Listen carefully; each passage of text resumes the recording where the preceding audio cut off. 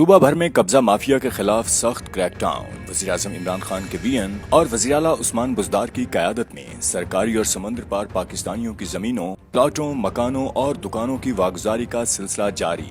2 سالوں میں لاہور میں 23 ارب 60 کروڑ روپے کی 7314 کنال اراضی واگزار کرائی جا چکی ہے، جبکہ پنجاب بھر میں چیف سیکرٹری پنجاب اور آئی جی پنجاب کی نگرانی میں پولیس، ریونیو اور اینٹی کرپشن نے دیگر متعلقہ اداروں کے ساتھ مل کر 425 ارب روپے کی 1,44,439 ایکڑ سرکاری زمین کو بدماشوں اور قبضہ مافیا منشا بم، کھوکھر برادران، جاوید لطیف، تیفی بٹ، ملک حبیب آوان اور دیگر کے قبضے سے چھڑوایا۔ پنجاب بھر میں 1710 مقدمات کا اندراج کیا گیا اور بدماش لینڈ مافیا کو حراست میں لیا گیا۔ سمندر پار رہنے والے پاکستانیوں کے پلاٹوں، مکانوں اور زمینوں کی 555 ایکڑ جگہ، جس کی مالیت 190 ارب روپے بنتی ہے، جس کو واگزار کروایا گیا اور سمندر پار پاکستانیوں کو واپس دیا گیا۔